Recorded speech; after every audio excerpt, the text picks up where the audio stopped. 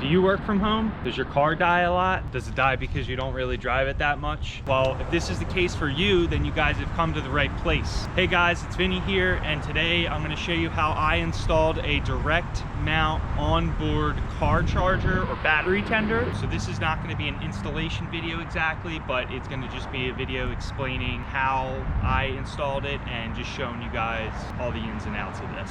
I'll have links down in the description.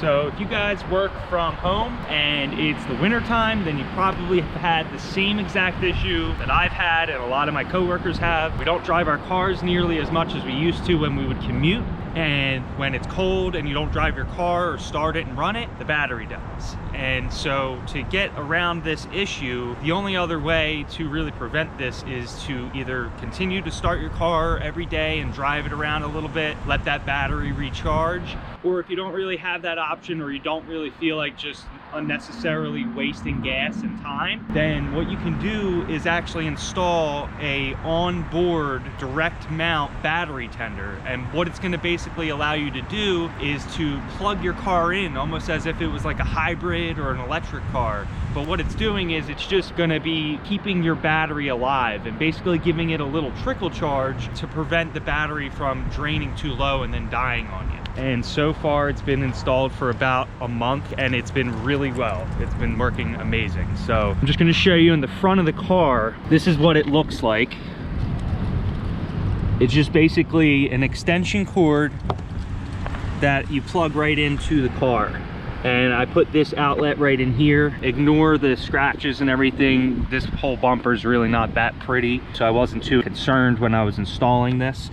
But basically this is just a outlet right here. It has a wire, and then the wire runs through the bumper into the engine bay, and right here is the extension cord wire. I'll have links down in the description for this. This is a special one made by Noco, as well as this plug. This plug actually is also made by Noco, and as well as the direct mount battery tender is also Noco. So yeah, it runs from that plug through the bumper up here. Here's the plug, and you can see where they plug in, and mounted right up here is the actual battery tender itself. So try to give you guys a good view of that.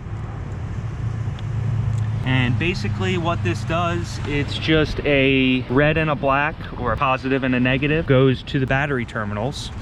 So over here you have your positive that I just connected into the battery, and had a cut. I just cut this right up here so it fits over that plug nicely.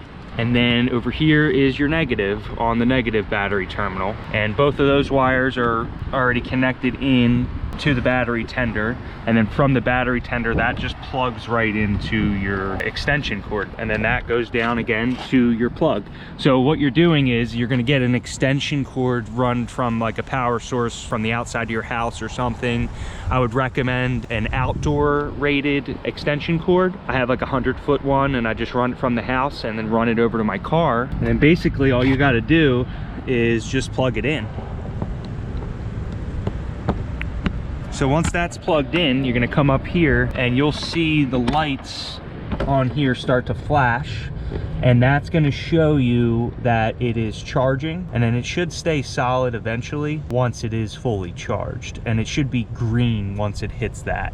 Now there is an instruction manual that comes with this, and it'll actually specify all the colors and what it all means, but it's really actually just that simple. So I didn't show an installation video here because it's going to depend on the car you have.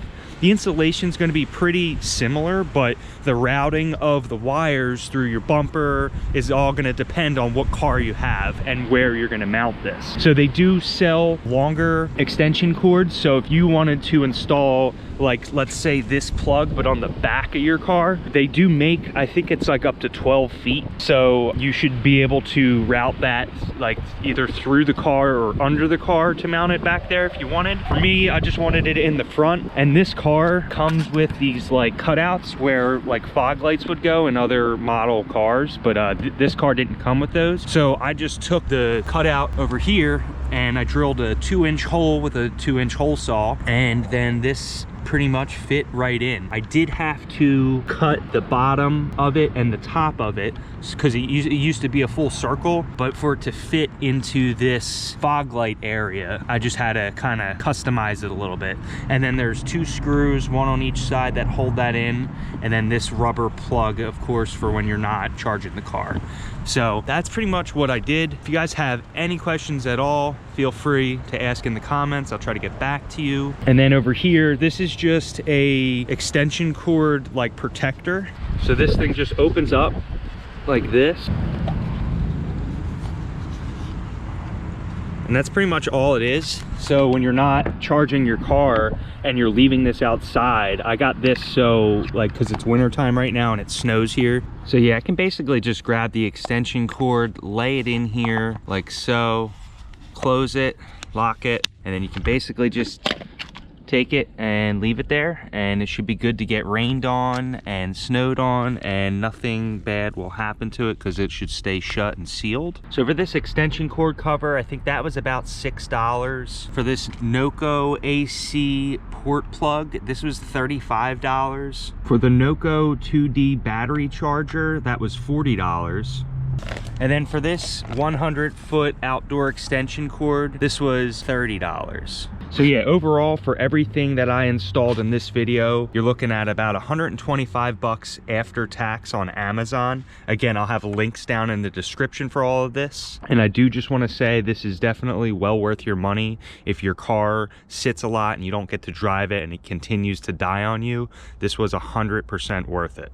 And yeah, that's pretty much about it.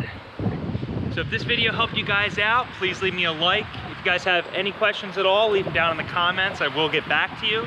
And if you're looking for more of this kind of content, then hit that subscribe button because there'll be plenty more videos coming your way. Thank you guys for viewing my video, and I'll see you in the next one. Have a good one.